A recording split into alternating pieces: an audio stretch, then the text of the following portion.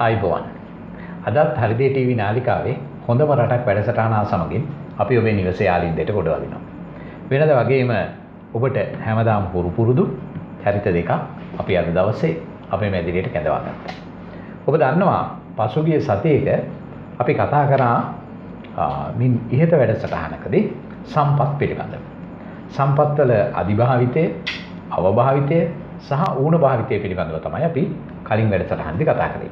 මේ වැඩසටහන තුළ අපි විශේෂ අවධානයට යොමු කළේ විශේෂයෙන්ම මානව සම්පත පිළිබඳව. ඔබ දන්නවා මානව සම්පත විශිෂ්ටයි. මානව සම්පත ලෝකේ මිනිසාගෙන් තොරව අපිට ලබා ගැනීමට හැකියාවක් නැහැ.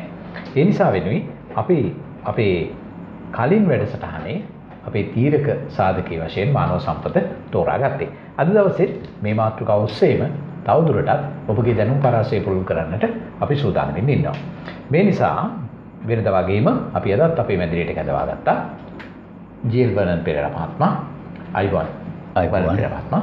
ඒ වගේම ඔබ කවුරුත් හඳුනන නිරන්තරයෙන්ම අපේ නාලිකාවේ ඔබත් එක්ක රසමුසුතෙන් බෙදා ගන්න අපි විධානපති මහත්මයා. අයිබෝන් විධානපති මහත්මයා. COVID-19 නව කොරෝනා වෛරසය මුළු සමාජයේම වෙලාගෙන ඇති අවධියක අපි හැමදාමත් හරි දේ වෙනුවෙන් නාලිකාව කැප වෙනවා. ඒ තමයි ඔබගේ දැනුම් පරාසයට, ඔබගේ දැනුමට අලුතෙන් හරි දේවල් එකතු කරන්න අදත් වෙනද වගේම අපි සූදානම්. වර්නන් පෙරේරා මහත්මයා, අපි පසුගිය සතියේ කතා කරා අපි මානව සම්පත පිළිබඳව, මානව සම්පතේ අධිභාවිතය, අවභාවිතය සහ ඌණ භාවිතය පිළිබඳව විශේෂයෙන්ම අපි සාකච්ඡාවට බඳුන් කළේ රාජ්‍ය සේවයේ තියෙන මානව සම්පත් කළමනාකරණ තත්ත්වයන් සහ පෞද්ගලික අංශයේ තියෙන මානව කළමනාකරණ ස්වභාවයන් පිළිබඳව.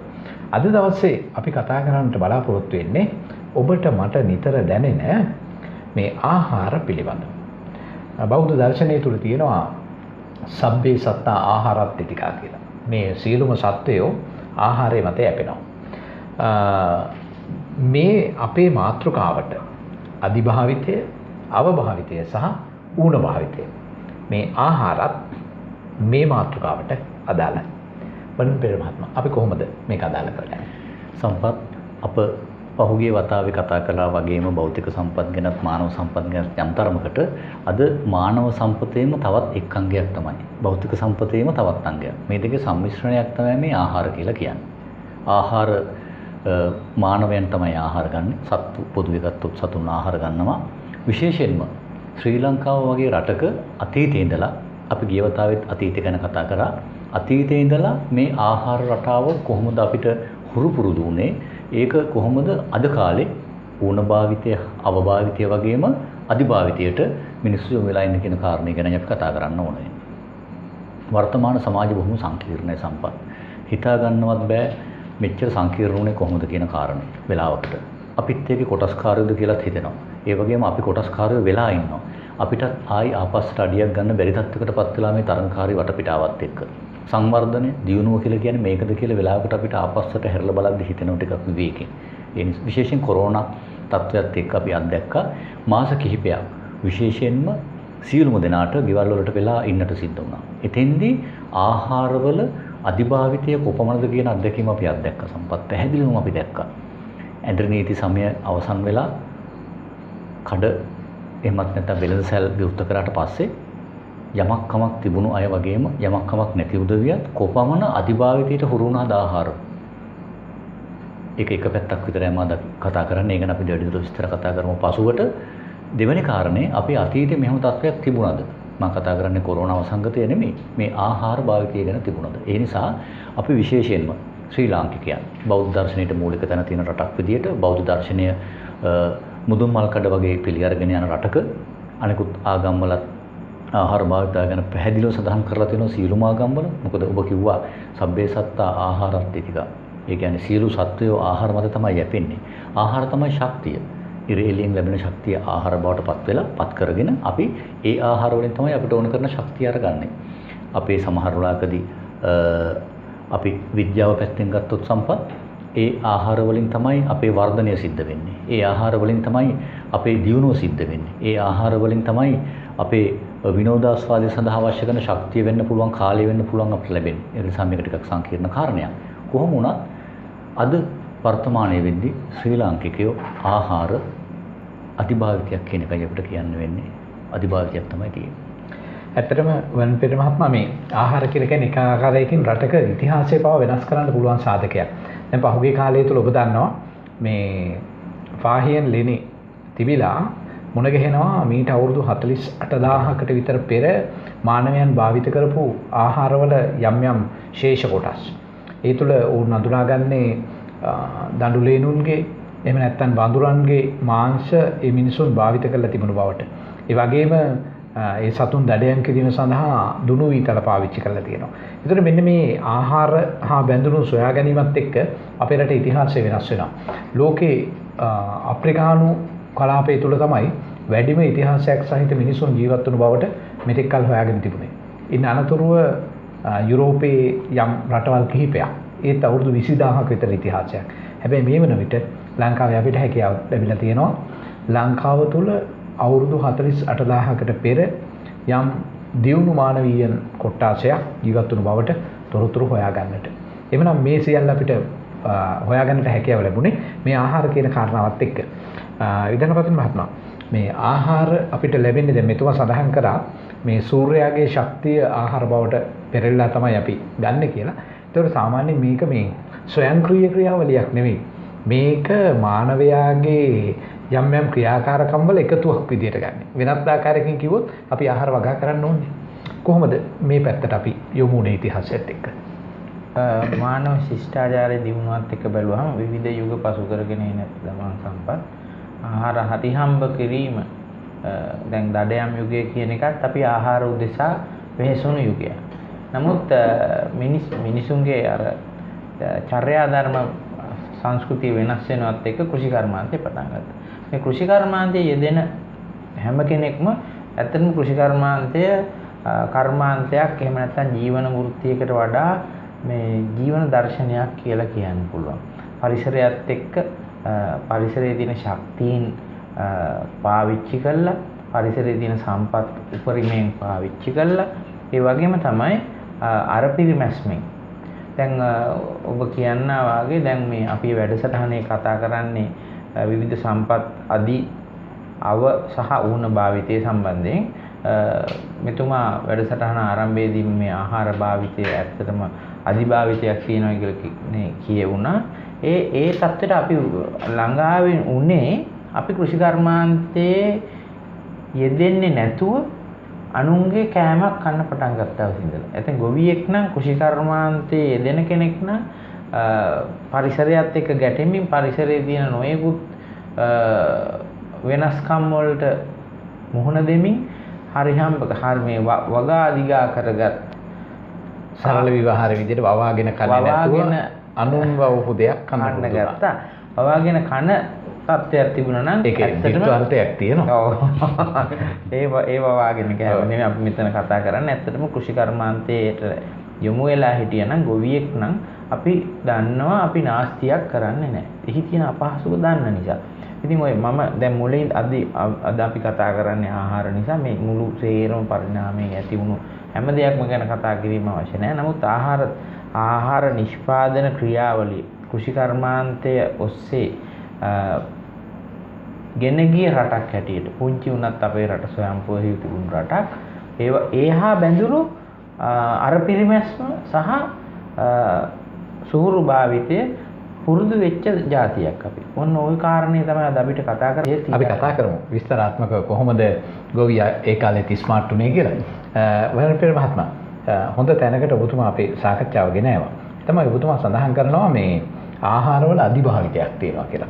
මම දැක්කා පසුගිය දවසක පුවත්පත් වාර්තාවක සටහන් වෙනවා බස්නාහිර පළාත් සභාවේ විශේෂයෙන්ම කොළඹ නගර සභාවේ මහනගර සභාවේ එක දිනයකට මෙට්‍රික් ටොන් 500ක් පිසු ආහාර අපතේ දානවා කියලා. අතීතයට අපි ආයි ගියොත් අතීතයේ අපේ ආත්තම්මල මුත්තල මේ ආත්තම්මල මේ මුත්තල ඔය අපේ අතීතේ දිගටම ගියොත් එහෙම ඒගොල්ලෝ පරිසරයත් එක්ක ගැටිලා බොහෝම සුමට විදියට ඒගොල්ලෝ දැනගෙන හිටියා මොනවද අපිට මේ කාලේදී ඕන කරන ආහාර වර්ග. පුංචි දරුවන්ට අපි උදාහරණයක් ගමු සම්පත් අපේ පෝෂණය පැත්තෙන් කතා කරන නිසා අපි විශේෂඥයෝ නොවුණත් අපේ අත්දැකීම් තියෙනවනේ ගම්වල අපි ජීවත් වෙලා අපිට දරුවෝ වෙන්න තාත්තලා. එහෙනම් අපිට අනිවාර්යයෙන් මේ ධර්ම තියෙන්න ඕනේ අපිට. පණුව අමාරුව කියලා අපි ගන්න ඕනේ. වර්තමාන වෙද්දිත් ඒකට බටහිර වෛද්‍ය විද්‍යාවේ ස්ථිර ප්‍රතිකර්ම ක්‍රම තියෙනවා. ඒ කාලේ අම්මලා තාත්තලා මාස 6න් 6ට මේ දරුවන්ට ශාක වර්ග වලින් එහෙමත් නැත්නම් පරිසරයෙන් සාමාන්‍යයෙන් සොයාගන්න පුළුවන් ඒ ඖෂධ වගේ දේවල් දීලා ඒ පණුව කියන ඒ අසනීපයක් විදිහට ගත්තා නම් ඒක සම්පූර්ණයෙන්ම පාලනය කරනවා. ඉතින් මේවා ආහාරත් එක්කයි සම්පත් ගියේ. ඒ වගේම තමයි මේගොල්ලෝ දැනගත්ත දරුවෙකුට මාන්දම තියෙනවා නම් මාන්දම කියලා ලෙඩක් තිබුණා ඒ කාලේ වර්තමානයේදී අපිට ඒක අපි දකින්නේ නැහැ. ක්ෂය රෝගය වෙන්න පුළුවන්. බොහෝ ලෙඩ රෝග තිබුණේ නැත්තේ නෑ ඒ කාලේ. මේ හැම එකකටම ආහාරත් එක්කයි ඒගොල්ලෝ දුන්නේ පාලනයක්.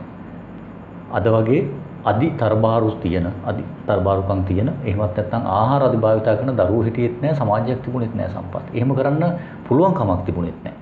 ආහාර සමතුලිත කරලා සම බල ආහාර වේලක් තමයි හැමදාමත් ඒගොල්ලෝ බැලුවේ. කැඳ වේලක් බිව්ව අනිවාර්යයෙන්ම. අද වර්තමානයේ වෙද්දී තියෙන සමාජ තත්ත්වයත් එක්ක මම මුලින්ම කතා කරෙත් ඒකයි අපි මහා සංකීර්ණ සමාජයකට වැටිලා අපි කවුරුත් දුවනව නොනවතින රැල්ලක. මේ රැල්ල දුවලා ඉවර වෙලා අපි කොහෙද කෙලවර වෙන්නේ කියන කාරණේ. මම චුට්ටක් ආයි එහාට යනවා මේ මෑතක සිද්ධ වෙච්ච කාරණයක් සම්බන්ධයෙන් සම්පත්.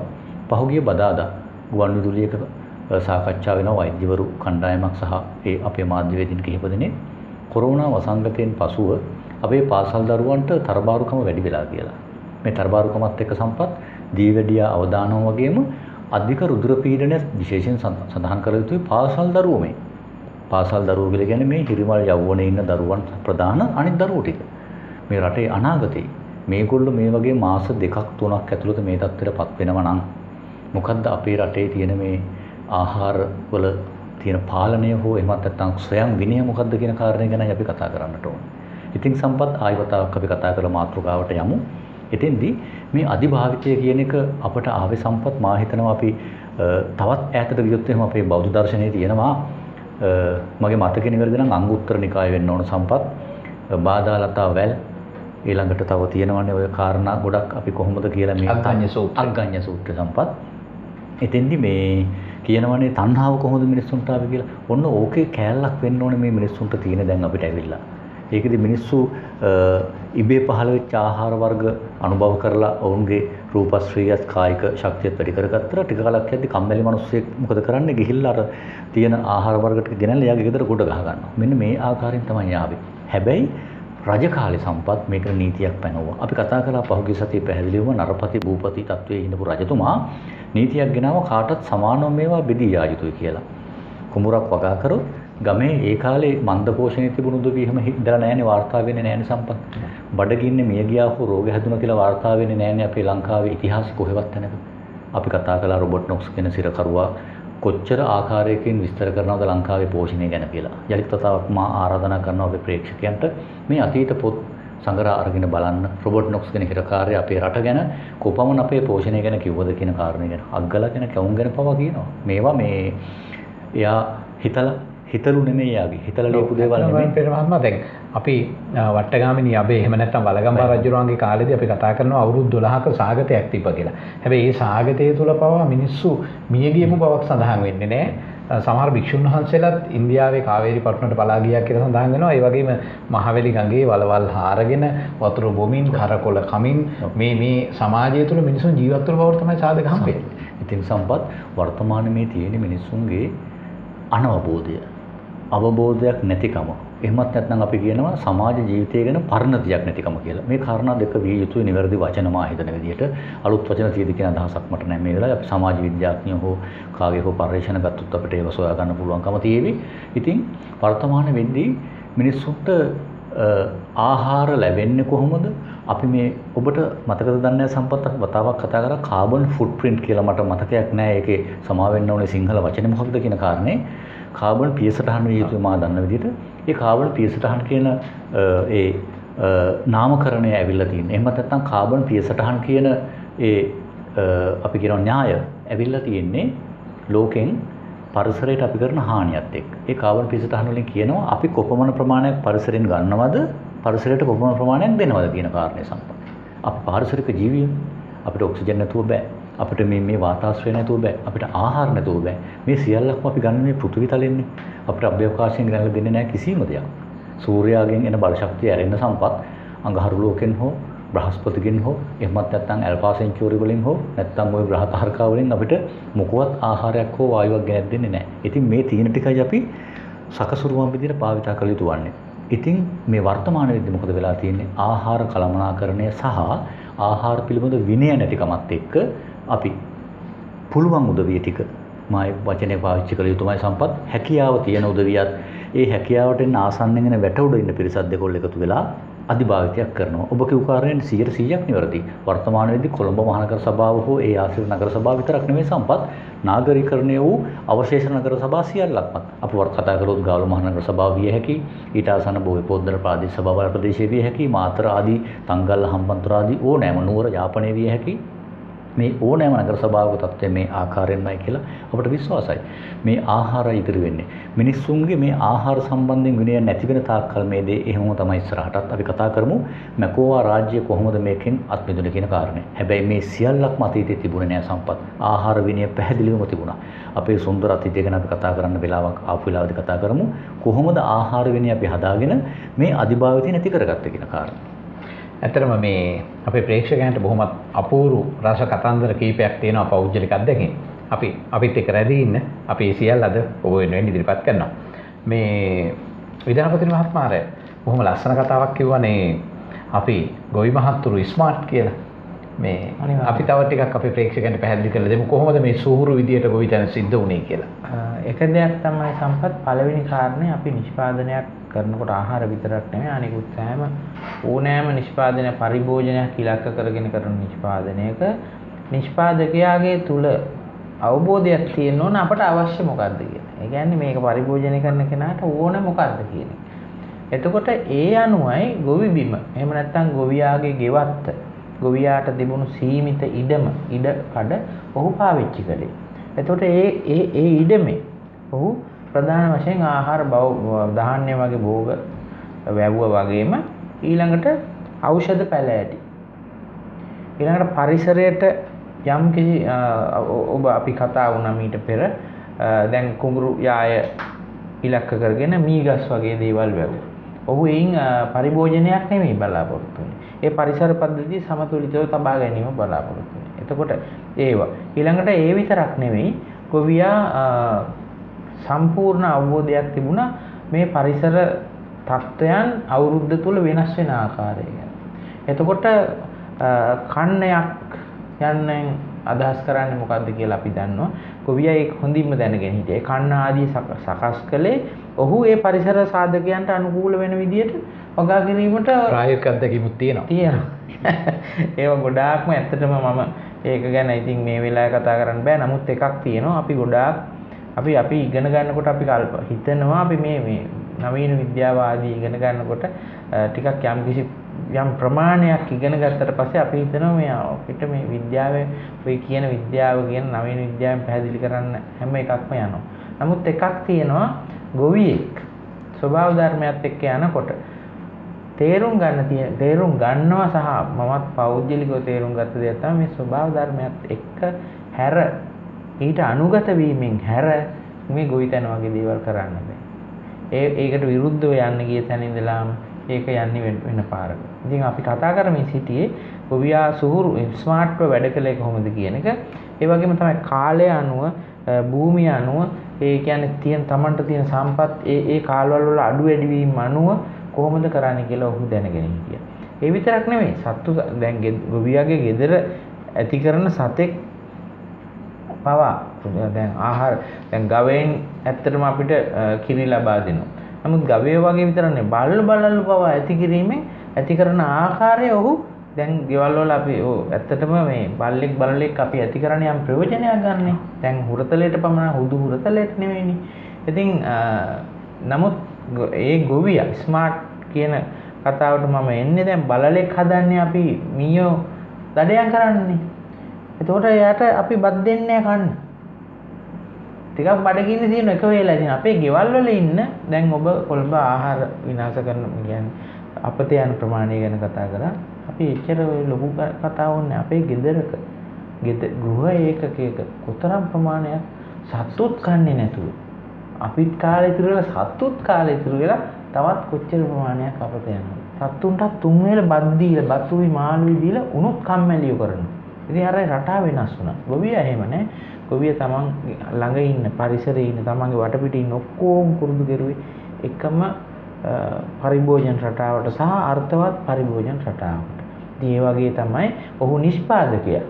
ඔහුට තමයි මේ බර සම්පූර්ණ බර තිබුණේ. සමාජයට ආහාර සැපීමේ බර තිබුණේ ගොවියට.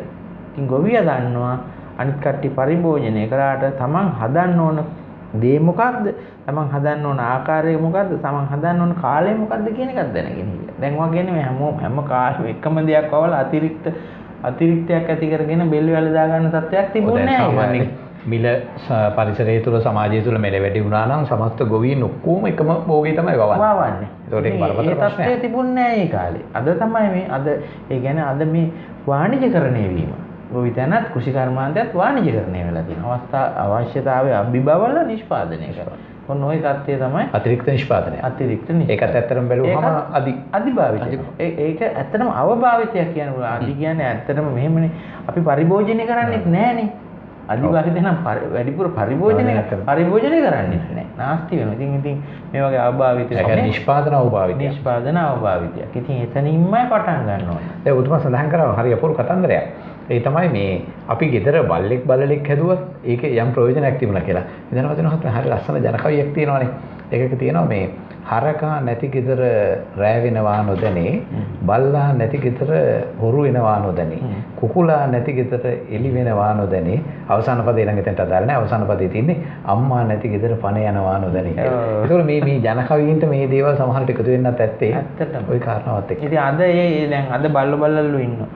සමහර විට බුරන්නේ නැහැ බල්ලා. කුකුලා අඬලන්නේ නැහැ. සමහරට උගේ නැට්ටත් කපලා. ඒවත් කෑලි අයින් කරලා තියෙන්නේ අපිට ඕන විදිහට. ඒ වගේ තත්ත්වයක් තියෙනවා. ඇත්තට මේක අවභාවිතයක් තමයි. ඒ කියන්නේ ස්වභාව ධර්මයේ පවා අපි ලොකු උත්සාහයක් අරගෙන තියෙනවා අපිට ඕන විදිහට වෙනස් කරන්න. හැබැයි ඒකේ ප්‍රතිඵලේ අපි මුක්ති විඳින්න ඉන්නවා. අපි මුක්ති විඳිනවා. ඔව්. වයින්පිර මහත්මයා හරි ලස්සන කතන්දරයකට එක්ක අපිට තව තියෙනවා කතා කරන්න. හරි අපූර්ව පෞද්ගලික අත්දැකීම් ගොන්නක් තියෙනවා.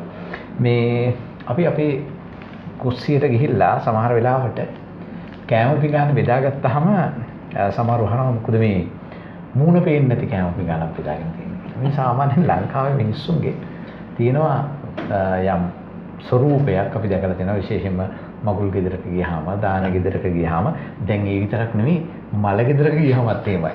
කියන්නේ සමහර වෙලාවට මියගිය පුද්ගලයාට වඩා ජීවත් වෙන පුද්ගලයෝ මෙරි ජීවත් වෙනවා.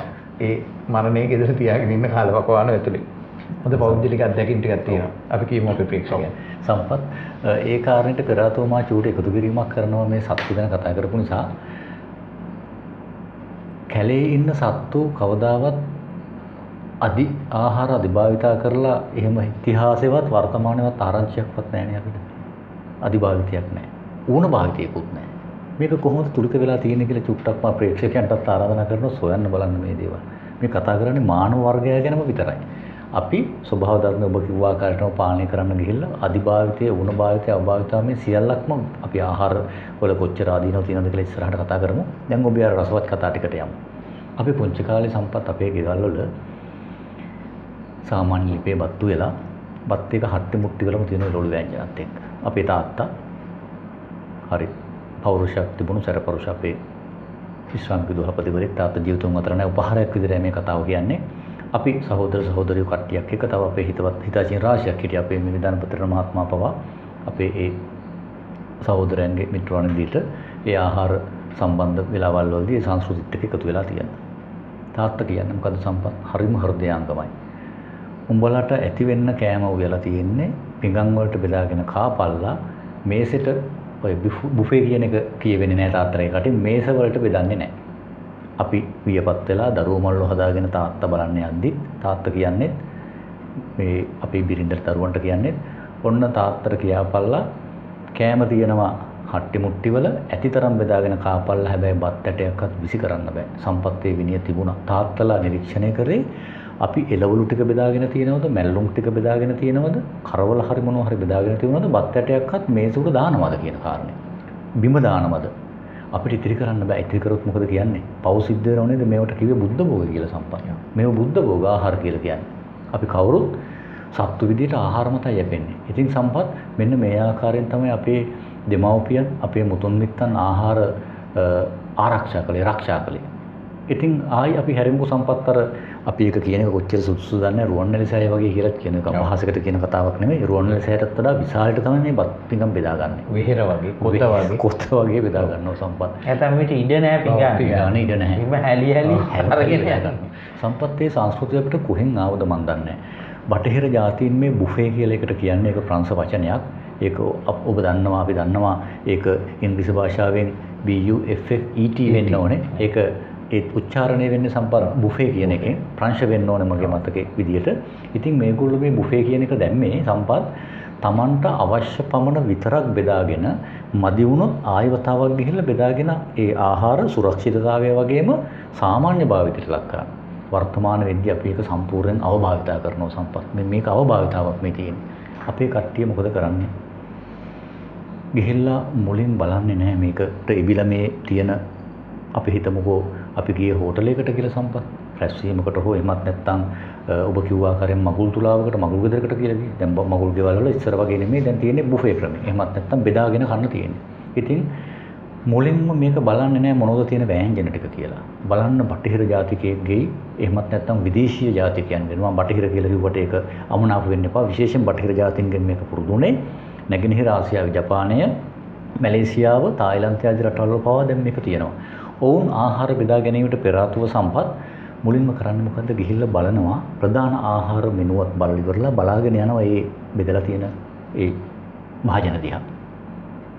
බලාගෙන ගිහිල්ලා Tamanට මොනවද කන්න පුළුවන් අන්න ඒක විතරයි බෙදාගන්නේ. අපේ අයට වෙන වර්ධ තමයි සම්පත් මේ අත්දැකීමෙන් මම කියන්නේ ඔබ කිව්වා ආකාරයෙන් රසවත් අත්දැකීම් රාශියක් වෙන බෙදා හදා ගන්න මේ සීමිත කාලය ඇතුළත අපිට අපි මොකද කරන්නේ? පටන් ගන්නවා මුලින්ම බෙදා ගන්න. ඊට පස්සේ එහා එකට වෙනවා ඒකත් බෙදා ගන්නවා. මෙහා එකට එනවා ඒකත් බෙදා ගන්නවා.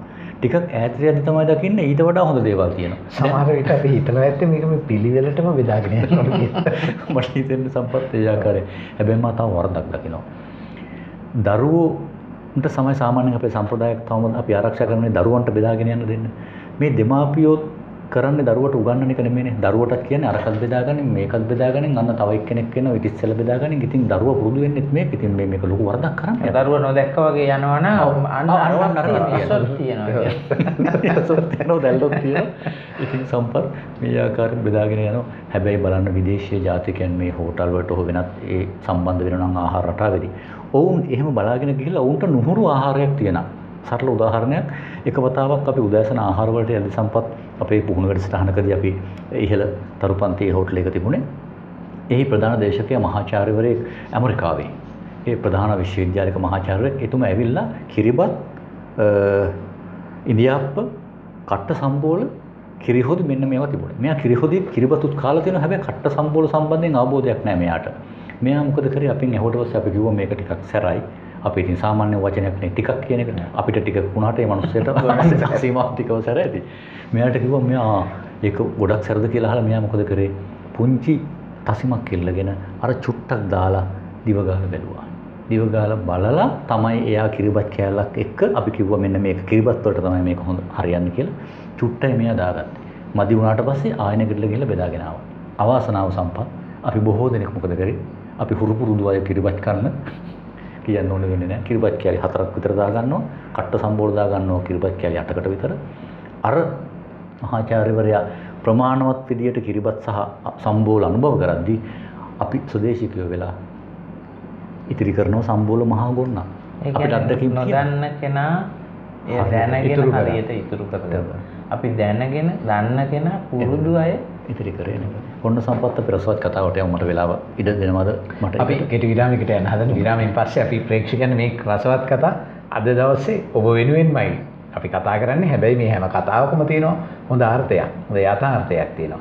මේ යථාර්ථය ඔබ වෙනුවෙන් අපි අද දවසේ ඉදිරිපත් කරනවා. එහෙනම් අපි රැඳී ඉන්නේ හෘදේ ටීවී නාලිකාවේ හොඳම රටක් වැඩසටහන සමගින්. ඔබටත් පුළුවන් ඔබේ වටිනා අදහස් අපිත් එක්ක බෙදා හදා ගන්නට. අපිට ලියන්න අපේ ලිපිනේ හෘදේ ටීවී ගාල්ල කාර්යාලයේ අබේසේකර ලීබඩු මාලිගේ උඩුමහල ලබුදුව ගාල්ල. ඔබ දුරකථනයෙන් අපට ආමන්ත්‍රණය කරනවා නම් අපේ දුරකථන අංකය 077යි 321යි 39යි 66. එහෙමනම් කෙටි විරාමයකින් අනතුරුව නැවතත් හොඳම රටක් හා සමගින් එකතු වෙමු.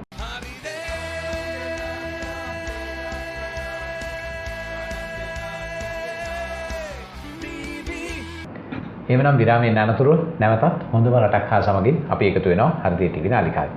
අද දවසේ බොහොම අපූර්ව මාතෘකාවක් අපි ඔබ වෙනුවෙන් සාකච්ඡාවට වාදනය කරලා තියෙනවා. අවභාවිතය, අධිභාවිතය සහ ඌණ භාවිතය. මේ වචන තුන අපි අද සම්බන්ධ කරේ අපේ රටේ ආහාරات එක්ක. මේ ආහාර භාවිතය කොහොමද තියෙන්නේ කියලා අපි බොහොම අපූර්ව රසවත් කතන්දර කීපයක් විරාමයට කලින් ඔබ වෙනුවෙන් ගෙනාවා. මම කැමති නැහැ ඒ ඔබේ රස වින්දනයට බාධා කරන්න. ඒ නිසාවෙන් මම අපේ වනන් පෙරේර මහත්මයාට ආරාධනා කරනවා ඒ නතර කරපු තැනින් ඉඳලා ඉස්සරහට කතා කරමු. ඔව් සම්පත්. අපි කතා කළා අපි කොහොමද මේ මගුල් ගෙවල් වල ගිහිල්ලා දාන ගෙවල් වල දැන් ඔබ කතා කළා ආකාරයෙන් මල ගෙවල් වල ගිහිල්ලා මොකක්ද අපිට මේ වෙන්නේ? කොහොමද අපි මේ බෙදාගන්නේ අර කොත් කැරලි වගේ බෙදාගන්නේ කොහොමද කියන කාරණේ. අප වතාවක් සම්පත් අර මහාචාර්යවරගේ කිරිබත් කතාව වගේම ජපන් ජාතිකයෝ තමයි ලෝකේ ආහාරවලට නිසි ගෞරවය දීලා, නිසි තැන දීලා ආහාර සුරක්ෂිතතාවයේ 100ට 200ක් කියලා කිව්වත් නිවැරදි ආහාරවලට ගරු කරන ගමන් රකින්නේ. ඔවුන් ආහාර යක් අරගන්න ඉස්සරලා එකට වදිනවා. ජපන් ජාතිකයෝ. ආහාර අරගෙන ඉවර වෙලා ආයි වදිනවා. ඔවුන් මේ ප්‍රාර්ථනාවක් කරන්නේ ආහාර මෙතෙන්ට ගේන්න උදව් කරපු අයට ස්තුති කරනවා. ආහාර රසවත් ඒ නිසා සියලු දෙනාට සුදුසුයි කියලා තමයි අවසානයේ කියන්නේ. ආහාර පටන් ගන්න ඉස්සරලා යාලා වැඳලා ඉවර වෙලා කියන්නේ වැඳලා පටන් ගන්න කැමට ඉස්සෙල්ලා කියනවා ඉතදකිමස් කියලා පටන් ගන්න. ඉතදකිමස් කියන්නේ ජපන් භාෂාවෙන්. කැම කාලා ඉවර වෙලා ගොස්තෝ සමදෙස්තා. මේ ජපන් භාෂාවේ පිළිවෙල ප්‍රවීණ වෙන්නව නම් සමා වෙන්න ඕනේ. මේ මගේ උච්චාරණෙත් එක මම කියන්නේ ගොස්තෝ සමදෙස්තා. ඔවුන් එකෙන් කියනවා කියලා කියන්නේ සම්පත් මේ මෙතෙන්ට රසවත් ආහාරයක් ගෙන්න උදව් කරපුවට ස්තුතියි කියලා. ඔවුන් බත් හැටියක් මෙගාන ඉතිරි කරන්නේ නැහැ. බලන්න චුට්ටක් බටහිර ජාතිකයන් දිහා විශේෂයෙන් ජපාන බටහිර ජාතිකයන් නෙවෙයි නැගෙනහිර ආසියාවේ රටවල් සම්පත් ඒවා. චීනය, කොරියාව, ජපානය වගේ රටවල් වල කෑම වලට වැඳලා පටන් ගන්න කෑම වටයක් ඉතිරි කරන්නේ නැහැ. මගේ රසවත් කතාව තමයි වතාවක් අර ආකාරයෙන්ම ජපාන මහාචාර්යවරයෙක් ඇය වසර ගණනාවක් කැලණිය විශ්වවිද්‍යාලයේ ජපන් භාෂාව හා සිංහල භාෂාව පිළිබඳ මහාචාර්යවරයා. ඒගේ නමත් මම කිව්වට කමක් නැහැ මගේ මතක විදිහට මෝරිසන් කියලා. මෝරිසන් කියන වචනේ අපි පාවිච්චි කරනවා මෝරිසන්. ඇයගේ දේශන මාලාවක් සහ වැඩසටහන් කීපයකට සම්බන්ධ වුණා ඒ ආකාරයෙන්ම තරුපන්තියේ හෝටල් වලට. මමත් අපේ හිතවත් මිත්‍රයන් කීප දෙනෙකුත් සම්බන්ධ වෙලා හිටියා. ඉතින් සම්පත් අපි රාජ්‍ය සේවයට ගියපු අලුතක ඉතින් අපි මොකද කරන්නේ මේ තරුපන්තියේ හෝටල් වලට ගියාම අලුත් අත්දැකීම් අපි අරගන්නට ඕනේ. ඉතින් ඇය භාවිතා අපි මාතෘකාව තමයි සම්පත් මේ ආකාරයෙන්ම ආහාර සහ මේ අනිසි භාවිතය සම්බන්ධයෙන් අපේ රටට සිද්ධ වෙලා තියෙන දේ ගැන. ඇය ජපානයේ උදාහරණ රාශියක් කිව්වා. ජපානයේ කොහොමද මේ තැන් වලට ආවේ? ඔවුන් ඇයි ආහාර වලට ගරු කරන්නේ? ඇයි ආහාර බත් ඇටයක්වත් විසි කරන්නේ නැත්තේ? මේ ආකාරයෙන් කතාවල් ගණනාවක් කියලා ඇය මොකද කරන්නේ? සැරින් සැරේ ඔවුන් ඡායාරූප ගන්න හරි දක්ෂයි. ඔවුන් ඡායාරූප අරගන්නව වතාවල් වල කීපයක් අරගන්නවා. ඉතින් ආහාර පොලිම පටන් ගත්ත දිවා ආහාර කිව්වට පස්සේ අපි අර ඉස්සෙල්ලා කතාව වගේම තමයි සම්පත් අපි ඉතින් දුවල යන්නේ කොතෙන්ද පොලිමේ ඉස්සර පළවෙනිය වෙන්න යන්නේ. දුවල යනවා පොලිමට. ගිහිල්ලා කිසි හෙවිල්ලක් බැහිල්ලක් නැහැ. පළවෙනි එක්කෙනා බෙදාගත්තද දෙවෙනි එක්කෙනාත් ඒකම බෙදා ගන්නවා. තුන්වෙනි එක්කෙනාත් පළවෙනිය දෙවෙනියට නොදෙවෙනි වෙන බෙදා ගන්නවා. බෙදාගෙන කෙලවරට ගියාට පස්සේ සම්පත් තමයි අපි දැක්කේ අර මහාචාර්යතුමිය අපේ ඡායාරූප අරගන්නවා. සමහරුන්ගේ ඡායාරූප වල සම්පත් මූණ පේන්නේ නැහැ. බත් පිඟාන විතරයි පේන්නේ. ඒකෙත් උඩට ගිහිල්ලා මොනවදර කිව්වා වගේ ඉස්සෝ දැල්ලෝ උකුළු මස් කෑලි ගිහිල්ලා. ඉතින් ඇයි එතනින් නැවතුනේ නැහැ. ඊට පස්සේ අපි ආහාර අනුභව කරන අපේ මිත්‍රයාත් මත් දෙන්න මේක ඔහුටත් මතක ඇති. ඔහු මේක නරඹනවා නම් මම ආරාධනා කරනවා ඔහුටත් නරඹන්න කියලා. ඔහුට ඔහුගේ නම මම ප්‍රකාශ කරන්නේ නැහැ සම්පත්. ඉතින් අපි ටිකක් කෑම කද්දී අපේ මිත්‍රයා පෙන්නනවා අර බලාපන් අද ඩෙසර්ට් එකට නම් තියෙනවා මහ විශාල ප්‍රමාණයක් මේක මෙහෙම කෑවොත් අපිට ඒක කන්න හම්බ වෙන්නේ නැහැ. සම්පත් ඉතින් මානසිකව කඩන් වැටෙනවා අපි. අර අත තියපු බත් කට දැන් කන්න හිතෙන්නේ නැහැ. මොකද අර අතුරුපස තියෙනවා සම්පත් নানা ආකාර ආකාරයෙන් විවිධ වර්ණ වලින්. ඉතින් ඒ වගේ සුවඳත් අපිට දැන් දැනෙන්න පටන් ගන්නවා. අර කොත් කැරලි බෙදාගත්ත උදවිය දැන් අපේ ආරංචිය අපි ඊළඟ එක්කෙනාට දෙනවා. ඒකනේ සාමාන්‍යයෙන් අපේ සිංහලයේ සිරිත සම්පත්. ඔය වගේ කේලම් අපේ දෙනවා සම්පත් අර ආලෝකේ සංනිවේදනය. වන් සංනිවේදනය. ඉතින් මම කියනවා මේ ඔහොම කාලා හරියන්නේ නැහැ උඹ. ඔය දැල්ලා කෑවා වගේ නෙමෙයි බලපං අරගේ පාටත් එක්ක අමුතුම එකක් තමයි. ඉතින් මේක යනවා මුළු අපේ කට්ටියටම. හැබැයි ඇයගේ කාර්යභාරය කරන අය ෆොටෝ ගහනවා. ඇය ඡායාරූප ගන්නවා. ඉතින් සම්පත් අරක තියලා එහෙම දුවල යනවා. මොන වැඳිල්ලක් ඉතින් ගොස්තෝ සමදෙස්තා ඉත දකෙමස් කතා නැහැ. ඉතින් දුවල ගිහිල්ලා අතනත් අරකම තමයි වෙන්නේ සංසිද්ධිය. පළවෙනිට යන කෙනා මොනවද බෙදාගන්නේ? වීදුරු වල තියෙනවා, එක එක ಜಾති තියෙනවා, කන්නත් බෑ සම්පත් සමහරලාකදී දේවල්. මේ අත්දකපු දේවල් මම මේ කතා කරන්නේ. අදටත් ඒක අත්දකිනවා සමහරලාකදී අපි ජ්‍යෙෂ්ඨයෝ විදියට වැඩි හිටියෝ විදියට. ඉතින් අර අතුරුපසට වෙන්නේත් ඒකමයි. ඔන්න සම්පත් දැන් ජපානයේ මේ තත්ත්වයට ආවේ කොහොමද කියලා පුදුමාකාර විදියට හැකියාවෙන් දේශනය පැවැත්තුවා. පවත්වල ඉවරලා අන්තිමට කියනවා උඹලාගේ රට මම මේ අය කතා කර භාෂාව ගැන නෙමෙයි මේ අපිට හරියන විදිහට කතා කරලා කියන්නේ ඉංග්‍රීසි භාෂාවෙන් කළේ. උඹලාගේ රට මේ තැන ඉන්න කියන අහන්න දෙයක් නැහනේ කියලා අය දේශනය අවසන් කරලා අපේ ඡායාරූප ටික දාන සම්පා. ඉතින් අපි දැන් කලබලේ රැස්වීම ඉවර නිසා වැඩසටහන අපි යන්න ලේස්ති වෙනවා. මෙන්න අපේ ෆොටෝ වැටෙනවා සම්පා. අර මේ තීරේ මූණු පේන්නේ නැහැ. එක්කෙනෙක් ඩෙසර්ට් එකේ ඉබිලා බලාගෙන ඉන්නවා බෙදා ගන්න. තව එක්කෙනෙක් ඒ මොනවද මේ අතුරුපස පිඟාන හිතා ගන්න බෑ අයිස්ක්‍රීම් එහෙම එළියට යනවා දිය වෙලා. තව සමහර කෙනෙක්ගේ සැලඩ් වගේ જાති එහෙම ඉතින් මේක හරි අප්‍රසන්නයි සම්පත්. මේ කතා කරන්නේත් ඇත්තටම අප්‍රසන්නතාවයෙන්. ඇයි අපේ මිනිස්සු මේ අධිභාවිතය මේක Tamanට කන්න බැරි නම් දෙයි හාමුදුරනේ මේ තව කාට හරි කන්න ඉතිරි කරන්න මේක. ඇය දුන්න පුදුමාකාර පාඩමක්. එදායින් මෙදන් සම්පත්තේ මගේ මිත්‍රයත් මමත් මුලින්ම කරන දේ තමයි අපි ගිහිල්ලා පොඩි රවුමක් ගිහිල්ලා බලනවා සම්පත් කොපමණ දිග පොලිමක් වුවත් සාමාන්‍යයෙන් අපේ අත්දැකීම මිනිත්තු 10කින් 15කින් ඉවර වෙනවා. විශේෂයෙන් තරුපන්ති හෝටල් වල උන්ට ඒ ඉන්න සංඛ්‍යාව වැඩි නම් උන් තව දානවා ඒ වගේම ආකාරයෙන් මේ පහසුකම් සලසනවා. අපිට ප්‍රමාදයක් වෙන්නේ නැහැ. ඕන්න ඒකට පහසුකම් සලසලා තියෙනවා. උන්ට ගිවන්නේ ඒ දේවල් වලට. ඉතින් අපි දැන් මොකද කරන්නේ? මිනිත්තුවක් දෙකක් ගත කරනවා මේ ඇවිදිනවා. විශේෂයෙන් අතුරුපස දැන් අපි අත්දැකීමක් තියෙනවා සම්පත් අතුරුපස වලට කෑදර වෙලා අපේ ලම්හම් වඩු ගැහුණා. එදා ඉඳලා අපිට විවිධ නම් පට වැදුණා අපිට. ඒක නිසා අපි ඒකේ පාඩම ඉගෙනගෙන අපි මුලින්ම අතුරුපස බලනවා. ඊට පස්සේ අපි එනවා එළවලු වර්ග හෝ වෙනත් දේවල් වලට. ඉතින් ඇය දුන් පාඩම අපේ ජීවිතේට පාඩමක්. මම මගේ දරුවන්ට පවා මගේ දරුවන්ට මා සම්බන්ධ වෙන විවිධ දේශන වලට එහෙම අපේ රාජ්‍ය සේවකයන් හෝ වෙන උදවියට ඒ වෙද්දිත් මම ඔවුන්ටත් මතක් කරන්නේ මේ වෙච්ච අත්දැකීම අපි ජීවිතේට පාඩමක් කරගෙන ආහාර අනිසිභාවිතය සම්පත් අධිභාවිතයට එහා ගිහිල්ලා ඒක අප්‍රසන්න වචන අනිසිභාවිතය අවභාවිතය සම්පත් නතර කළ යුතුමයි. එසේ නොවුනහොත් අපි කොයිබටද යන්නේ කියන කාරණය ගැන සිහිපත් කරන්නට ඕන. තා චූටි වෙලාවක් මට දෙන්න. බුදුරජාණන් වහන්සේගේ දේශනාවක සම්පත් තියෙනවා ඒ තේන භෝගේ බුඤ්ජය කියලා මේ උපයන අපේ මුදල ඒ තේන භෝගේ බුඤ්ජය එක කොටසයි පරිභෝජනයට ගන්න කියන්නේ සම්පත්. අපි එහෙමද වීදම් කරන්න කියන කාර්යය ගැන ආයි හිතන්න කියලා මම ආරාධනා කරනවා. හතරෙන් එකයි සම්පත්. ඇතරම මේ අපේ ප්‍රේක්ෂකයන්ට හිතන්නට හොඳ කාරණා කීපයක් එතුමාගේ පෞද්ගලික අත්දැකීම වලින් ඉදිරිපත් කළා. මේ ලංකාවේ මිනිස්සු ඉතිහාසයේ ලියවිලා තියෙන ආකාරය අරගෙන බැලුවාම අපේ ගම්වල ජීවත් වෙච්ච මිනිස්සු හරි පුදුම මිනිස්සු කොටසක්.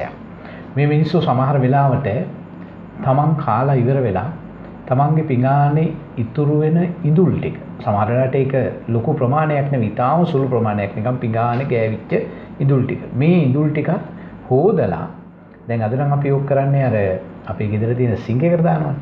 එදා එහෙම කරේ නෑ. මේක හොදලා එළියට විසි කරනවා. මේක මේ පසේ ඉන්න ජීවීන්ට ආහාරයක් දෙන්න. ඒ කියන්නේ ඉඳුල් ටිකෙනුත් පින් පුරපු කුසලයක් පුරපු જાතියක්. අද අපි වැටිච්ච තැනක්. දවසකට පිසු ආහාර ටොන් 500ක්. කොළඹ විතරක් ලංකාවේ නෙවෙයි ලංකාවේ පමණක් කොළඹ නගර සභාව බල ප්‍රදේශයේ විතරක්. එතකොට හිතන්න අපිට වෙච්ච දේ. විධානපති මහත්මයා අර සුහුරු කතාව තව පොඩ්ඩක් ඉස්සරහට අරගෙන යන්න ඕන. මොකද මේ දැන් අපි කුඹුර වගා කරනවා, හේන වගා කරනවා. මේ වගා කරපු හැම බිම් අඟලක්ම අපේ ගොවි මහත්තයා එහෙම නැත්නම් අපේ පැරණි ගැමියා අපි එහෙම කියමුකෝ පැරණි ගැමියා මේ හැම බිම් අඟලක්ම යම් කටයුත්තකට යෙදෙව්වා. මම හිතන්නේ මම හරි. කොහොමද දැක්කේ කාරණා? එකක් තමයි දැන් අද මේ ගොවිබිමක් මේ සාම්ප්‍රදායික ගොවිබිමක් බැලුවොත් ඒ ගොවිබිමෙන් අපි භූමිය භාවිතා කරපු ආකාරය හරිම මේ හරි විද්‍යානුකූලයි. එක පැත්තකින් හැම තැනම හැමදේම වවන්න බෑ. ඒකේ තියෙන පිහිටීම අනුව ජලය ගලාගෙන යන ආකාරය අනුව සහ හේවන හිරේලිය වැටෙන ආකාරය අනුව සහ ගොවිය පදිංචි වෙලා තියෙන ගේ පිහිටලා තියෙන ආකාරය අනුව ඒ අනුව හැමතැනම හැමදේම වවන්න බෑ. ඒ නිසා භූමිය හරියට හරි විදියට යොදාගත්ත. උදාහරණයක් හැටියට දැන් කෙත් මේ කුඹුරණන් වී වවන කුඹුරණන් එහි නියර වගාව අපි ගත් වැඩසටහනට කලින් කතා කරා මේ ගැන මේ නියර වගාව වගේ දේවල් නියර ලියදි වීවවන්න ලියදි හදන්න ඕන. අපි කවුරුත් දන්න දෙයක්. ලියදි වෙන්නේ නියරවල. මේ නියරවල ටික එකතු කරාම නියරවල වර්ග ප්‍රමාණයක් වර්ගඵලයක් බැලුවොත් විශාල වර්ගඵලයක් නියරවල වලට යට වෙනවා භූමිය. එතකොට මේ නියරේ වීවවන්නේ නැහැනේ. නියරේ වවන්න පුළුවන් දේවල් තියෙනවා. දැන් අපි දැකලා අපි හුඟක් අය දැකලා තියෙනවා. මේ නියරේ දැන් ප්‍රධාන ආහාරයට තමයි බත් වී වගා කරන්නේ. එතකොට ඒකට ඕන වෙන මාළු පිණි නැත්නම් අපේ භාෂාව අපි කතා කරන දේ එළවලු වර්ග අර නියර වගාවේ වවනවා. ඉතින් එහෙම නැත්නම් ප්‍රධාන ආහාරයට විකල්පයක් වශයෙන් තියෙන තවත් දේවල් දැන් අතුරුපසට තියෙන කෙසෙල් වගේ දේවල්. පැපොල් දැන් ඔබ කිව්වා නියරේ මේ පැපොල් වවලා තියෙනවා කියලා. ගස් ලැබු. පැපොල් ගුවන් සමහර දැන් සමහර. ඒ වවනවා. ඊළඟට අනිත් එක තමයි දැන් ප්‍රධාන ආහාරයට විකල්පයක් විදිහට තියෙන උදේ ආහාර අලබතල වර්ග මඤ්ඤොක් කවේව බතල ඉන්නල හුඟා දුරට වවන්නේ නියර ඒ වගේ ඉන්නල වවන ඒවා ඉන්නල දැන් ඒ වගේ දේවල් ඇත්තෙත් නෑ ගහල වගේ ඊට මේ මායි මේ වතුර බහැලා යන දියසීරාව තියෙනට ගහල කිව්වට දන්නේ කිරියල ගහල අපි දැන් අපි මෙතන ඉන්න අපි ඔක්කොම මේ දකුණු පළාතේ ඇවිත් මේ වැඩසටහන අරබනයි ලංකාව පුරා බලන ඒ වචන දන්නේ නැතුව ඇති නමුත් ඔය කිරියල තියෙන්නේ ඒ කිසිම දෙයක් වවන්න බැරි අපි රොඩු ටික ගෙනහිල්ලා දාන කුසියේ රොඩු ටික ගෙනහිල්ලා දාන නිකන් ක්‍රමවත් භූමි සකස්මක් නැති තැන අපිට පුළුවන් කිරියල මේ පොඩි පැලයක් ඉඳන් ඒක පැතිරලා යනවා ඊළඟට වැටට වවනවා වැටට දම්බල වගේ දේවල් වැට අයිනේ වවනවා එතකොට මේ හැම තැනක්ම පාවිච්චි වෙන විදිහට තමයි මේ ඉඩම භාවිතා කරන්නේ ඉතින් ඇත්තටම යම් කිසි විදිහක ගොවියෙක් විගොයියෙක් විතරක් වෙන්නේ නැහැ එයා හුඟක් දේවල් වවනවා ඊට පස්සේ තවත් දෙයක් තමයි දැන් ඔබ අර ඉඳුල් වතුර විසි කරන කතාව කිව්වම මට මතක් වුණේ අපි දැන් මාළු සේදුවාම ගෙදර වතුර ගිහිල්ලා කරපිංච පැලේට දානවා ඊළඟට ගෙදර හැදුණු සත්තුයින් කුකුල්ලු දැන් ගම් කුකුල්ලු දැන් ගම් බිත්තර වලට ලොකු ඉල්ලුමක් තියෙනවා නමුත් මම දැක්කේ නැහැ ගෙවල් වල කුකුල්ලු හදන දැන් එහෙම වැඩි අද මේ පර්චස් 10 ඉඩම් වල අමාරු නැහැනේ ඉතින් නමුත් කුකුල් පවුලක් හැම ගෙදරම ඉස්සර හිටියා කුකුල් කිකිලියෝ ටිකක් හිටිය. එතකොට ඒගොල්ලෝ කරන්නේ ඒගොල්ලෝ බිම පහුරු ගාලා ඔය සතෙක් එහෙම අවුලක් කරනවා. ඒ වගේ තැන් හැදෙනවා. ඉතින් ගොවි බිම ගෙදර ආවට ගොවියාගේ ගේ ආවට හරිම පුදුම විදිහේ චක්‍ර එහෙම නැත්නම් ආහාර රටා කෘෂිකාර්මික වගා රටා ඉබේ හැදෙනවා. ඉතින් ඒක ගොවියාගේ ඔය කියන ස්මාර්ට් වීමත් එක්කම ඔහු පරිසරය ගැන තිබුණු දැනුම පාවිච්චි කිරීම. ඒක තමයි ස්මාර්ට් කියන්නේ. ඔහු දැනුම පාවිච්චි කළා ඔහුගේ උපරිම පරිසරය. මම මෙහෙම ඇහුවා. දැන් ඔබතුමා මේ කියන කාරණාව දැන් අපි මේ විද්‍යාව මම කිව්වොත් මේ විද්‍යාව කර තියාගෙන අපි දැන් වර්තමානයේ උත්සාහ කරනවා මේ ගොවිතැන ස්මාර්ට් කරන්න ඕනේ. එහෙම නැත්නම් මේක සූරු තැනට ගේන්න ඕනේ. හැබැයි මේක අපි ළඟ තිබුණානේ. තිබුණා අනිවාර්යයෙන්ම තිබුණ කියන්නේ කෘෂි කර්මාන්තය විතරක් නෙවෙයි මේ අපේ හුඟක් සාම්ප්‍රදායික දැනුම් සම්භාරයන් දැන් මේ නවීන විද්‍යාවෙන් විග්‍රහ කරන්න සහ නවීකරණය කරන්න ගිහිල්ලා විනාශ වෙලා තියෙනවා. අපි අතරේ ඒව නැති වෙලා තියෙනවා. හැබැයි අපෙන් උකහාගත්තු කට්ටිය ඒවා අපිටත් වඩා හොඳට පාවිච්චි කරනවා. ඒක අපි එහෙන් කියනවා ඒක. විමලරත්න කුමාරගම කවියා අයියනායක කියන කවිපන්තියේ දෙන මොලේන් තමයි ලෝකයේ සුවේ වෙනසුනේ කියලා. ඔව් ඒක හරි. මම හිතන්නේ ඒක බොහෝ දුරට නිවැරදි. එකක් තියෙන්නේ මෙහෙම එකක් තියෙනවා. දැන් අපි ගැමි විඥානය කියලා කියනවා ගොඩාක් දුරට ඔය මේ ගලාගෙන පාරම්පරික දැනුම් සම්භාරය වෙනුවට අපි මේ අධ්‍යාපන රටාව වෙනස් වුණත් එක්කම අපි ලෝකේ ඉතින් ඇත්තටම ලෝකේ තියෙන හොඳ දේවල් අපි වැළඳ ගන්න ඕන. නමුත් අපිට ගැළපෙන අපේ පරිසරයට ගැළපෙන අපේම ක්‍රමවේදයක් තියෙනවා. අපේම ගොවිතැනක් තියෙනවා. අපේම ආහාර රටාවක් තියෙනවා. අපේම ඇවතුම් පැවතුම් කොටසක් තියෙනවා. අපේම වෛද්‍ය ක්‍රමයක් තියෙනවා. ඒවා ඇතෑරුණා. ඉතින් ඒව පරිසරයත් එක්ක අපිට ගැළපෙන්න විදියට තිබුණේම නැති වෙලා ගිහිල්ලා දැන් අපිට ගැළපෙන්නේ නැති ඒවා ඇවිල්ලා ලෙඩ රෝගත් ඒ අතරේ වැඩි වෙලා ගොඩක් දේවල් වෙලා තියෙනවා. ඉතින් ඒ වගේම තමයි ওই විකල්ප හොයන උඹා හැම දෙයකටම විකල්ප හොයනකොට මිනිස්සු සුදුසුම විකල්පය නෙවෙයි නිතරම තෝරගන්නේ. ආහාරවලත් ඒක තමයි කතාව. අර දැන් විද්‍යානපති මහත්මයා මේ සමහර වෙලාවට මේ පැරණි දේවල් අගය කිරීම යම් කොටාසයක් මේ වරන්පිර මහත්මයා මේ බොහොම බරපතල විදිහට උපහාසයට ලක් කරනවානේ. දැන් මට මතකයි එක්තරා කාලයක තිබුණා මේ ඕවා පිළිබඳව කතා කිරීම, ඕවා වර්ණනා කිරීම කරන අය හඳින්නවා මේ AMU දයා කියලා. ඒ කියන්නේ මේකට හේතුව තමයි මේ අකුරු ටික එකතු කරලා ගත්තාම කියවෙන්නේ අමුඩයා කියලා. ආ. ඔව් ඒක උපහාසයකට ලක් කරන්න අර වචනේ කියන්නත් කම්මැලි. ඒ නිසා ඒගොල්ලෝ හැදෙන්නේ මේ ANU දයා කියලා.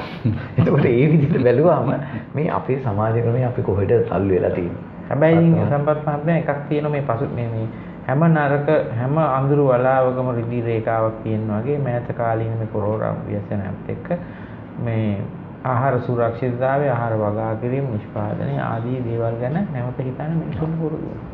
ඇත්තටම නැවත මිනිස්සු මේ අර ඉතිහාසයේ කියවනවා ඉතිහාසයේ නැවත ප්‍රතිනිර්මාණය කරනවා history repeats itself කියලා කියනවා. ඉතිහාසය එහෙම තමයි නිර්මාණය වෙන්නේ. මේක චක්‍රයක් නම් කවදා හරි දවසක අපේ ඉතිහාසය නැවත මතුවෙන්න ඕනේ. වඩන් පිළ මහත්මයා මේ දැන් අපි කතා කරමින් ඉඳපුවා මේ කාරණා දෙක හරි එකකට එකක් බද්ධයිනේ. මෙතුමා කතා කරනවා වගා කිරීම ගැන. ඔබතුමා වගා කරපු දේවල් මේ කනකොට අපි අනුගමනය කරන්න ඕන කාරණා පිළිබඳව කතා කරනවා. දැන් මේක ලෝකෙටම ප්‍රශ්නයක්.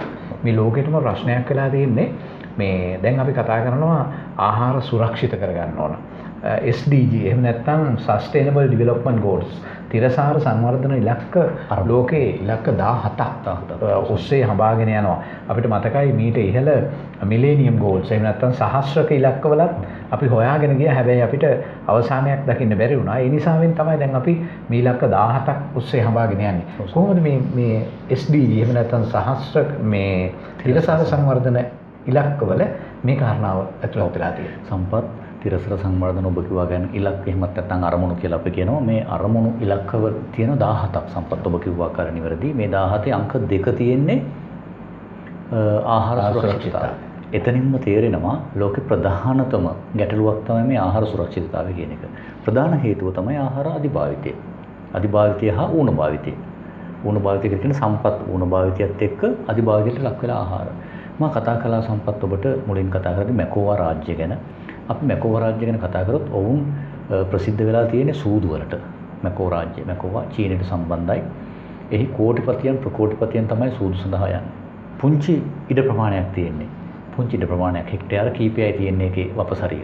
ඔවුන්ට ප්‍රධානම ගැටලුවක් උනේ මේ ආහාර ඉවතලීම. අපි දන්නවා සූදු අන්තුව ඒවට ගියාට පස්සේ ඔවුන්ගේ සහචර පිරිස එක්ක ඔවුන් මත්පැන් සහ ආහාර අනිසි විදිහට භාවිත කරලා මේ සූදු ක්‍රීඩාව නියැලෙන්නේ. ඉතින් චීනයට මේක ප්‍රශ්නයක් මේ දූපත ගොඩ වෙන්න ගත්ත සමුද්‍රයේ දූෂණය වෙන්න පටන් ගත්ත සම්පත් මේ කාරණාත් එක්ක. ඔවුන් නීතියක් ගෙනාවා. දැන් ඒක ජනප්‍රිය වෙගෙන යනවා ලෝකෙ පුරාවටම. ආහාර ඉතිරි කරොත් ආහාර වලට ගෙවෝ මිල වගේ දෙගුණයක් ගෙවිය යුතුයි. මුලින් මේ යෝජනාව ගෙනාවට පස්සේ චීන රජය අපි දන්නවා චීන රජය කියලා කියන්නේ ඡන්දයෙන් පත් වෙන මහජන මේ නියෝජිතයන් ඉන්න රටක් නෙමෙයි. ඔවුන් හමුදාමය පාලනයකට සම්බන්ධයි. ඔවුන් මේ නීතිය ගෙනාවට පස්සේ විශේෂ ආර්ථික විශේෂඥයන් මහ විශාල විරෝධයක් ගෙනල්ලා ඔවුන් කිව්වා මැකෝවා රාජ්‍යයෙන් එන ආදායම අපට අහිමි වෙයි බිඳුවකට වැටේ කියලා. සම්පත් විශ්වාස කරන්න අතිශය ඇගීමට ලක් කරලා තියෙනවා සංචාරකයන් මේ කරපු දෙයට. අද ඔවුන්ට කෑ හැකි පමණමයි ආහාර ඇනවුම් කරන්නේ. ඔවුන් කෝටිපතියන් යන්නේ ඔවුන්ට දෙගුණයක් තුන්ගුණයක් මුදල් ගෙවීම ප්‍රශ්නයක් වෙන්නෙම නැහැ සම්පත් කොහොමවත්. මොකද ඔවුන් එක රැයකට මේ සූදු අන්තුව නිසා මුදල් මිලියන ගණන් වියදම් කරනවා. මේ ආහාරයකට ගෙවීමකට කිසිම ගැටලුවක් නැහැ. නමුත් ඔවුන් අතිශය ආගයනෝනේ. ඉතින් ආයෙ අපි හරනොත් අර මිලේනියම් ඩෙවලොප්මන්ට් මේ සමා වෙන්න ඕනේ. තිරසර සංවර්ධන ඉලක්ක වලට අපි යමුනොත් සම්පත් ආහාර සුරක්ෂිතතාවය මේ තරම් වැදගත් වන්නේ ඇයි කියන කාරණය ගැන බලන්න ඕනේ. අපි දවසකට දසදහස් ගණනක් මේ යනවා දරිද්‍රතාවයෙන්. දසදහස් ගණනක්. මේ දරිද්‍රතාවය කියන එකේ සම්පත් අනිත් පැත්ත තමයි ආහාර නැතිකමත් ඖෂධ නැතිකමත්. මේ දෙක තමයි ප්‍රධාන මේ යන්න. පුංචි දරුවෝ කිරි නැතුව, වැඩිහිටියෝ ඖෂධ නැතුව, සත්තු ආහාර හා ජලය නැතුව මේ දෙක නැතුව මිලියන ගණනක් වසරකට මේ යනවා සම්පත්. ඒ අතරේ ඔබ කිව්ව ආකාරයට අපේ මේ සුන්දර රටේ ප්‍රධාන අගනගරේ මිලියන ගණනක් වටින ටොන් ගණනක් ආහාර නිස්කාරණය නාස්ති වෙලා යනවා. ඉතින් තිරසර සංවර්ධන ඉලක්ක අරමුණු හැදුවේ සම්පත් පැහැදිලිවම ලෝකේ හැම රටක්ම සම්බන්ධ වෙලා සාකච්ඡා කරලා මෙන්න මේ දරිද්‍රතාවය තුරන් කරන්න සෞඛ්‍ය තත්ත්වය ඉහළ නංවන්න වගේම ප්‍රධානම කාරණය තමයි පරිසර දූෂණය නැති කරලා රට ලෝකේ තියෙන සියලුම රටවල් ඒකාකාර ක්‍රමයකට සංවර්ධනය කිරීම. මෙහිදී අංක 2 ඉලක්කයේ විදිහට මොන දාලා තියෙන්නේ ආහාර සුරක්ෂිතතාවයේ ඒ වටිනකම දන්න නිසා. එතෙන්දී ඔවුන් පැහැදිලිව කියනවා සම්පත් මේ අරමුණු ඉලක්ක පෙළගස්වද්දී ඌණ භාවිතය අධිභාවිතය හා භාවිතය නැති කළ යුතුමයි ලෝකේ සෑම රටක්ම සෑම පුරවැසියෙක්ම ඔවුන්ගේ යුතුයකම විය යුතු වන්නේ මේයි කියන එක උන් පැහැදිලි කරනවා. විධානපති මහත්මයා දැන් අපි මේ කියන කාරණාව අනුව දැන් ලෝකෙම පෙළ ගැහිලා තියෙනවා ලෝකේ තියෙන ප්‍රධාන ප්‍රශ්න 17ට උත්තර හොයාගෙන යනකොට ප්‍රශ්න පෙළ ගැස්වීමේ දෙවෙනි තැන හිමි වෙලා තියෙන ආහාර සුරක්ෂිතතාවයට. දැන් අපි කරන්න ඕන මොනවද? මේ වෙනුවෙන් මේ ප්‍රශ්නෙට විසඳුම් හොයාගෙන යන જાතියක් විදිහට සමස්ත ලෝකෙම මුහුණ දෙනවා නම් අපිට එකෙන් ගැලවෙන්න බෑ. එහෙනම් අපිත් මේ ප්‍රශ්නෙට විසඳුම් හොයන්නට ඕන. ඒතකොට මේ තැනදී අපේ වගකීම එහෙම නැත්නම් අපි සමාජය වෙනුවෙන් කළ යුතු යුතුකම මොකක්ද? මම කැමති මේ සම්පත් මේ අපේ කතාවේ තවත් එක අංශයක් අපි රටේ ওই මං කියපු ගැමි විඥානය තුළ තිබුණු අපිට අතහැරුණු තව දෙයක් මේ අපි ගොවිතැන් ගැන කතා කරා ආහාර වැඩි නිෂ්පාදන ප්‍රමාණයක් වැඩි සඵලදායී කෘෂි කර්මාන්තයක් ගැන කතා කරා මේක එක කාරණයක් තියෙනවා අපි කවුරුත් බලන්නේ අපි දැන් අද වුණත් අද වගාබිම් වල උපරිම ඵලදාවක් ලැබලා අස්වනු ප්‍රමාණය වැඩි කරගන්න බලන්න. නමුත් ඔබට මතක් කරන්න කැමතියි මම මේ අස්වනු මේ නිෂ්පාදනය වූ අස්වනු ලංකාවේ තරම් හොඳ පසු අස්වනු තාක්ෂණයක් තිබුණේ නැහැ. මම හිතන්නේ ගොවිතැනත් එක්ක බැඳුණු හොඳ පසු අස්වනු තාක්ෂණයක් තුන කල්තබා ගන්න ක්‍රම වියලීම ලුණු දැමීම ඒ දේවල් වගේ දේවල් තිබුණා ගොඩක්. මොකද මේ අස්වනු විනාශ වෙලා ගොවින්ට මේ විකුණ ගන්න බැරුව නිෂ්පාදන ප්‍රමාණය වැඩි වෙලා ඉල්ලුමටත් වඩා වැඩි වෙලා ඉතින් එක දෙයක් වැඩිපුර කන්න බෑ. මේ වගේ නාස්ති වෙන තියෙන වකවානුවක ඇයි අපි එහෙම නොකරන්නේ? දැන් අපි කතා කරා මම පුජ්‍යලිකවත් මම එක පොඩි දෙයක් ඒ වෙනුවෙන් කරපු නිසා මම මේ කියන්නේ. දැන් දෙහි ලාභයි මුවක් දෙහි ලාභ කාලයක් ආවා. දෙහි විකුණ ගන්න බැරි තරම්. අපි හොඳටම දන්න ලුණු දෙහි වේලීම වගේ දෙයක් කරන්න පුළුවන්. පසු අස්වනු තාක්ෂණය. එතකොට ඒ විතරක් නෙවෙයි කොස් වලින් අටු කොස් සෑදීම ගම්වල මං හිතනවා මේ එච්චරත් ඕනේ මේ ආහාරය වෙනස් වෙනකොට ඒක දැන් අපි ගෙවල් වල අපිට තිබුණ බත් ඉතුරු වුණොත් බත් වේලලා බත් ගුලි හදන්නවා. ඒකේ අතුරු වේලක් වශයෙන්. ඒතර අද මේක වෙනවනම් ඔච්චර අපත යන්න විදියක් නැහැ. මේ කොරෝනා වකවානුව තුළ මේක ගොඩක් ගෙවල් කෙරුණා. හැබැයි මම තව දෙයක් කියන්නේ කොරෝනා වකවානුව ආරම්භ වෙනකොට මේ ආහාර සම්බන්ධයෙන් තවත් එක නිරීක්ෂණයක් අපි මීට කලිනුත් වැඩසටහනක අපි කතා කරා මේ වුණු දේ ගැන. මිනිස්සු හරි බය කන්න නැති වෙලා මැරෙයි කියලා. මේ ඇඳිරි නීති දානකොටම අපේ මිනිස්සු ගිහිල්ලා මොකද්ද කරේ? පිරුණේ ෆුඩ් සිටි වල. අරන් ගිහිල්ලා විශාල මලු ඇත්ත වශයෙන් ඔබ දකින්න අපි කවුරුත් දැක්කා අපිත් යම් ප්‍රමාණයක් ඔය කියන වැඩේම කළයි කියලා මට හිතෙනවා. ගෙනහිල්ලා ගෙදරවල ගොඩ ගැහුවා. ඇත්ත වශයෙන් එවැනි තත්ත්වයක් උදා වුණේ නැහැ. මොකද අර කෑම වලට උනේ පිටි අපි තිරිඟු පිටි මේ පාන් පිටි අරන් ගිහලා පිටි පැකට් 4ක් 5ක් තුව මොනවා නැතත් රොටි මුච්චම් කන්න එකේ එකක්වත් ඉවර කරන්න හම්බුන්නේ නැහැ. ගුල්ල ගහලා විසි කරන්න ඕන තමයි. මොකද්ද මේ තේරුම? අපි දන්නේ අපිට ඕන ප්‍රමාණය දන්නෙත් නැහැ. අපිට ඕන දේ දන්නෙත් නැහැ. ඕකනේ කතාව. ඉතින් ඒ නිසා මම හිතනවා ආහාර නිෂ්පාදනය කරන රටක් හැටියට ඉස්සරහට මේ පසු අස්වනු තාක්ෂණය ගැන අපේ සාම්ප්‍රදායික ක්‍රමය ගැන ඔබ ඇහුවේ මොකද්ද කරන්න ඕන කියලා අපේ සාම්ප්‍රදායික දැනුම පාවිච්චි කරලා ආහාර කල්තබාගෙන එහෙම නැත්නම් ඒවායේ තියෙන විවිධත්වයකින් ආහාර සකස් කිරීම. දැන් සංචාරක කර්මාන්තයේ දියුණුව හොඳට දියුණු වෙච්ච රටක් හැටියට එක සමහර විට එක ආහාර ද්‍රව්‍යයක ඕන් දැකපු නැති වර්ෂන් එකක්. නැත්නම් ඒ දැකපු නැති සැකස්මක් අපේ රටේදී දකින්න සලස්සන්න පුළුවන්. දැන් ওই එහෙම ඒවා ගොඩාක් තියෙනවා. ඉතින් එකින් එකට කියන්න ඕනේ. ඉතින් ඕවා තමයි කලන්නේ. පොඩි බාධා කිරීමක් කරපු කාරණේ නිසා පබිලිස් සිල්වා මහත්තයා අපේ ජාතිය සංකේතයක් නේ. වතාවක් එතුමා කොස් වහලු බැදලා අපිටත් කැවුවා පිටරටියන්ටත් කැවුවා. අනිවාර්යයෙන්. ඔව් ඒක මම දැක්ක තවත් තැනක එතුමා හදලා තියෙනවා මේ තිරුවානක හොද්ද. තිරුවානක. මේවා මේ අපිට හිතන්නත් බැරි දැන් හරි.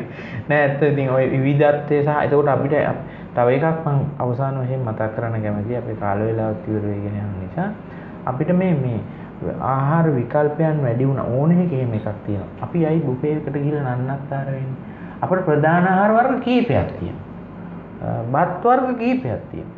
එක බතක්. ඊළඟට මස් හෝ මාළු තියන්නේ දෙකක් තියන්නේ මස් කන්න නැති මිනිස්සුන්ට මාළු ගන්න. මස් ටිකක් බෙදා ගන්න මාළු ටික. විකල්ප ආහාර ගොඩක් ඕනේ. ඇත්තට කෑම වේලක් සැලසුම් සහගතව කරන. ගෙදරත් ওই වැඩේ අපි කරනවා. මාළු බෙදලා හදනවා, ඇඹුල් තියලා කීපයක් හදනවා. ළමයා කන්නේ නැති කියලා. එහෙම නෙවෙයි. අපිට විකල්ප නැති වුණා නම් අපි ඒක කන්න ඕනනේ. එහෙනම් විකල්ප ගොඩක් දීමත් සුදුසු නෑ. ඒකත් එක කාරණයක් මේකෙදි කතා කරන්නේ. ඇත්තට මෙතනදී මේ ආහාර සුරක්ෂිතතාවය ගොඩනගා ගැනීමේදී තමයි සඳහන් කරන්නේ මේ ආහාර විවිධත්වයේ යම් කළමනාකරණයක් කරන්න තියෙනවා. අපිට ඕන දේ අපි කියන්නේ ඇයි එහෙම විකල්ප තියන්නේ කියන එක අපි දැනගන්න. සමබල ආහාර වේලක් කියලා අපි කියනවා. කොළමැල්ලුමයි ප්‍රෝටීන් වලට බිත්තරයයි ඒක අවශ්‍යයි. ඒ විවිධත්වය ගැන මම කියන්නේ. එකම ප්‍රතිඵලය දෙන, එකම ගුණය දෙන, එකම දේ ඇයි විවිධ මොහොනවරින් ගෙනල්ලා තියන්නේ. ඒකට නේ ওই ප්‍රශ්නේ මතුවෙන්නේ. ඒකත් දැකලා ඒකත් බෙදා ගන්න ඔය කියන උපේකේදී ඇති වෙන ප්‍රේක්ෂකවකට හිතන්නට හොඳ කාරණාවක්. මේ අපි දකින ආහාර විවිධත්වය අපි දකිනවා මිනිස්සුන්ගේ දිවේ කැමැත්ත විවිධ රසවලට. ඒ රසය ගොඩනගා ගැනීම තමයි එතනින් අපේක්ෂා කරන්නේ. නමුත් මේ කාරණාව සුවිශේෂ කාරණාවක්. එතෙන්දී අපිට හිතන්නට වෙනවා අපි ආහාර සුරක්ෂිතතාවය කරා යන්න නම් එහෙම නැත්නම් මේ අපේ ආහාර නාස්ති අවම කරන්න නම් මේ කාරණාව ඉතාම වැදගත්. මේ ගැන හිතන්නට කියලා අපි ආරාධනා කරනවා අපේ ප්‍රේක්ෂකයන්ට. වරන් පෙර මහත්මයා. දැන් ඔබතුමන් විදේශීය අත්දැකීම්, ඒ වගේම දේශීය අත්දැකීම් රාශියක් අපේ ප්‍රේක්ෂකයන්ට ඉදිරිපත් කළා. ඒත් එක්කම මේ අපේ වැඩසටහනේ අවසානයේ විදිහට අපිට පුළුවන් අපේ ප්‍රේක්ෂකයන්ට පණිවිඩයක් දෙන්න. ඔබතුමාගේ පෞද්ගලික අත්දැකීම් දැනුම මේ සියල්ලම එකතු කරලා ආහාර සම්බන්ධයෙන් සම්පත් මේකත් මා හිතනවා අපි රසවත් කතාවකින් මේක හමාර කරමු. මේකත් ආහාර අධිභාවිතය සම්බන්ධ අපට වෙච්ච පාඩමක්. මමත් බිරිඳත් ඔබ කිව්ව ආකාරයෙන් වාසනාව ලැබුවා රජයේ ශිෂ්‍යත්වයක් මත විදේශ සංචාරයක නියැලෙන්නට පශ්චාත් උපාධිය සඳහා. එතෙන්දී මා උපාධි කටයුතු නියැලෙද්දී දරුවන් පාසල් යනවා බිරිඳට සම්බන්ධ වෙන්න පුළුවන්කම ලැබුණා. රටේ ඒ ජ්‍යෙෂ්ඨ පුරවැසියන් එක්ක නොමිලේ පවත්වන ලබන පන්ති වලට සම්බන්ධ වෙලා අපේ රටේ ආහාර, ඔවුන්ගේ රටේ ආහාර හා විවිධ කලා කටයුතුත් එක්ක සම්බන්ධ වෙලා අත්දැකීම් හුමාරු කරගන්න. වතාවක් බිරිඳ මට යෝජනා කළා ඒ ගුරුවරයන් ආසයි අපේ ගෙදර ඇවිල්ලා අපේ ශ්‍රී ලාංකිකයන්ගේ ආහාර වේලක රස විඳින්න. ඉතින් ඔවුන් ආව 8 දෙනෙක්. 8 දෙනෙක් ආවම අපි දෙන්නත් මොන දහම් ගැටයක් හරි දාලා අපි සම්පත් කිරිබතක් හැදුවා. කිරිබත් සම්බෝල හදලා තියෙනවා. ආවේ 8 දෙනයි. අපි දෙන්නත් එක්ක 10යි. අපි සාමාන්‍යයෙන් අපේ පුරුද්දක් තියෙනවා සිංහලයා ලෝභ නැහැ කියලා කියනවා. ඒක ඉතිහාසගත කතාවක්. ඉතින් අපි ලෝභ නැති කමට 30ක් විතර හැදුවා. 30 දිනකට විතර කන්න සම්පත් කිරිබත් කෑලි හදලා තියෙනවා මේසෙ පුරවල. ගුරුවරයෝ ටික ආවා. අපි කියනවා ජපන් භාෂාවෙන් කියන්නේ සෙන්සෙලා කියලා. ඔවුන් ආගමම්ම ඉඳගෙන දොස් කියපු එක කරේ. උඹලා මේ කාටද මෙච්චර හැදුවේ තව කාටද එන්න කිව්වේ. අපි කිව්වා නෑ කවුරුත් නෑ ඕගොල්ලෝ විතරයි ඇවිල්ලා ඉන්නේ. මෙතන ගණන් කරලා කියනවා මෙතන ඉන්නේ 10 දෙනයි. උඹලා දෙන්නත් එක්ක. මෙතන 30කට වැඩිය කන්න පුළුවන්. මේවට මොකද කරන්නේ ඕගොල්ලෝ? මේ කාගේ සල්ලිද? මේවා මේ සම්පත් අනිසිභාවිතයක් නෙවෙයි. උඹලගේ රටේ එක මිනිස්සෙක් දවසකට හාල් ඇටේ ගානේ විසි කරව. ගණන් හතර බලපන්. ඒ කාලේ ජප්පු කෝටි දෙකක් ඉන්නවා ලංකාවේ.